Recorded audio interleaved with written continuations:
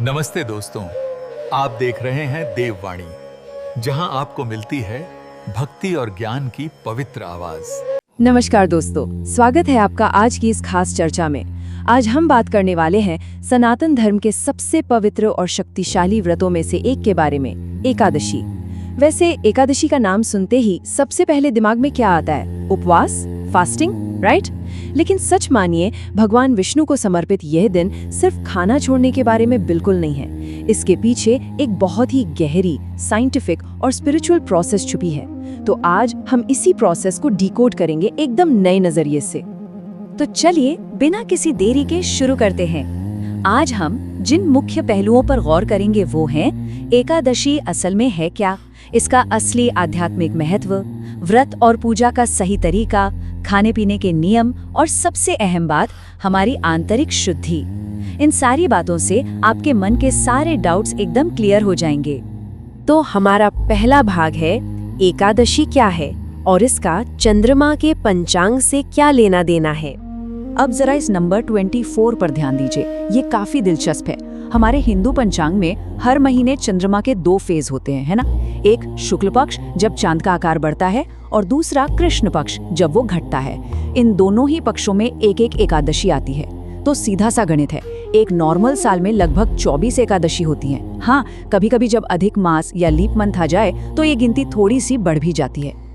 अब अगर कोई पूछे कि एकादशी की एक्चुअल परिभाषा क्या है, तो देखिए, सनातन धर्म में ये भगवान विष्णु को समर्पित एक बेहद पावन दिन है। लेकिन सबसे बड़ा मिसकंसेप्शन यही है कि लोग इसे सिर्फ भूखे रहने का दिन मान लेते हैं, जबकि इसका असली पर्पस है अपनी बॉडी और अपने माइंड को डिटॉक्स करना, उन्हें शुद्ध करना।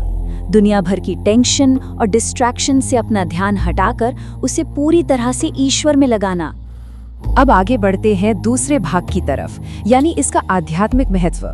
ये सिर्फ मील स्किप करने से कहीं आगे की बात है, और ये बात इस कॉन्सेप्ट को बहुत ही शानदार तरीके से क्लियर करती है। देखिए, 2 चीजें हैं। एक है सिर्फ फिजिकल फास्टिंग, मतलब आपने अपने शरीर को भूखा तो रख लिया, लेकिन आपके अंदर का गुस्सा, आपका ईगो, वो सब वैसा का वैसा ही है। और दूसरी तरफ है ट्रू स्पिरिचुअल फास्टिंग, यानी सच्चा आध्यात्मिक उपवास, जहां आपके मन में अच्छे विचार आते हैं, एक गजब की शांति होती है और सच्ची भक्ति पनपती है। सीधी सी बात है, अगर अंदर अहंकार भरा है तो सिर्फ पेट खाली रखने से ये व्रत पूरा नहीं होता। चलिए अब तीसरे भाग पर आते हैं। व्रत और पूजा की सही विधि क्या है? इसका एक पूरा स्टेप बाय स्टेप प्रोसेस है। सच कहूँ तो एकादशी कोई एक दिन का इवेंट नहीं है, ये पूरे 3 दिनों की एक जर्नी है। इसकी तैयारी एक दिन पहले यानी दशमी तिथि से ही शुरू हो जाती है। उस दिन आपको बहुत ही हल्का और सात्विक भोजन लेना होता है और माइंड को रिलैक्स रखना होता है। फिर आता है मेन दिन, एकादशी, जहाँ सुबह का स्नान, भगवान की पूजा और उपवास होता है। और फाइनली द्वादशी के दिन व्रत का पारण होता है, यानी उसे खोला जाता है, और वो भी बहुत ही आराम से, तुलसी वाले जल के साथ। इसमें कभी भी जल्दबाजी नहीं करनी चाहिए। अगर हम एकादशी की सुबह के रिचुअल्स की बात करें तो शुरुआत होती है जल्दी उठकर नहाने से। इसके बाद साफ कपड़े पहनना, और अगर वो पीले रंग के हों तो क्या ही बात है, बहुत शुभ माना जाता है। फिर घर के मंदिर को साफ करके भगवान विष्णु के सामने एक दीपक जलाना होता है। भगवान को जल, चंदन और पीले फूल अर्पित किए जाते हैं। लेकिन यहाँ एक चीज बिल्कुल मिस नहीं करनी है, और वो है तुलसी दल।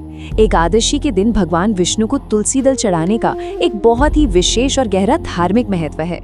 पूजा करते समय मन को एकाग्र करने के लिए कुछ बेहद शक्तिशाली मंत्र हैं। ओम नमो भगवते वासुदेवाय और ओम नमो नारायणाय।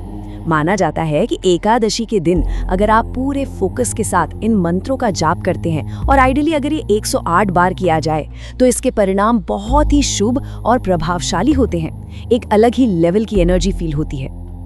अब आते हैं चौथे और बहुत ही प्रैक्टिकल भाग पर, आहार के नियम। व्रत में क्या खाना है और क्या अवॉइड करना है। देखिए, उपवास का तरीका पूरी तरह से आपकी हेल्थ और कैपेसिटी पर डिपेंड करता है। आप निर्जला व्रत रख सकते हैं या फिर फलाहार ले सकते हैं। फलाहार के लिए आपके पास बहुत बढ़िया ऑप्शंस हैं, जैसे ताजे फल, दूध, ड्राई फ्रूट्स, साबूदाना, मखाना और सिंघाड़े का आटा। और हाँ, अगर घर में बच्चे हैं या बुजुर्ग हैं तो उन्हें हल्का फलाहारी लेना चाहिए। याद रखिए, व्रत अपनी जगह है, लेकिन आपकी हेल्थ हमेशा टॉप प्रायोरिटी होनी चाहिए। शरीर को तकलीफ देकर कोई पूजा सफल नहीं होती। वहीं दूसरी तरफ कुछ ऐसी चीजें हैं जिनसे आपको पूरी तरह दूरी बनाकर रखनी है। चावल, गेहूं, दाल और किसी भी तरह का भारी या तामसिक खाना एकदम अवॉइड करना है। एक बात जो आपने शायद अपने घरों में भी सुनी होगी, सनातन परंपरा में एकादशी के दिन चावल खाने की सख्त मनाही है। इसके पीछे सदियों पुरानी बहुत ही गहरी धार्मिक मान्यताएं हैं, इसलिए इसका पालन पूरी श्रद्धा से किया जाता है।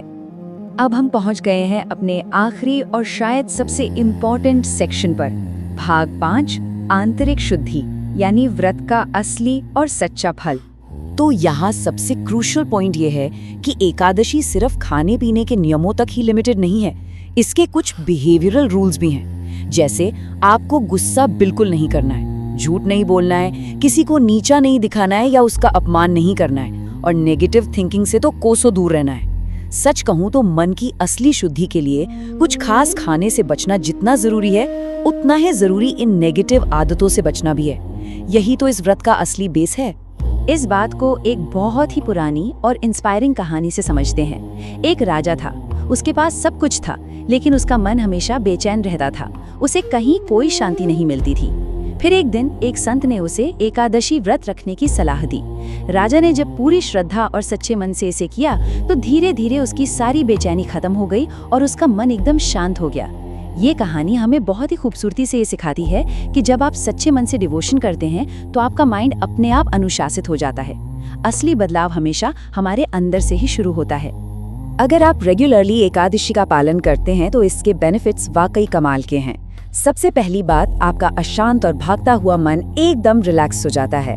आपका सेल्फ कॉन्फिडेंस बूस्ट होता है, लाइफ से नेगेटिविटी काफी हद तक बाहर हो जाती है और आपकी आध्यात्मिक शक्ति बहुत मजबूत बनती है। और सिर्फ दिमाग ही नहीं, सही तरीके से किए गए फास्टिंग से आपकी बॉडी को भी गजब के फिजिकल बेनिफिट्स मिलते हैं। यानी ये आपके माइंड और बॉडी दोनों के लिए एक कंप्लीट पैकेज है। अब जाते जाते आपके लिए एक बहुत ही गहरा सवाल छोड़ के जा रहा हूँ। एकादशी के दिन हम जिस पवित्रता, शांति और भक्ति को प्रैक्टिस करते हैं, क्या हम उसे सिर्फ एक दिन तक सीमित न रखकर अपनी रोजमर्रा की जिंदगी का हिस्सा बना सकते हैं? सोचिए, अगर वो प्योरिटी हमारे हर दिन में आ जाए तो लाइफ कितनी बदल जाएगी। ये सच में सोचने वाली बात है। मुझे उम्मीद है कि आज की इस चर्चा से एकादशी व्रत का असली मतलब और इसका साइंस आपको बिल्कुल क्लियर हो गया होगा। इस विचार पर थोड़ा गौर जरूर कीजिएगा। आपसे फिर मुलाकात होगी। नमस्कार।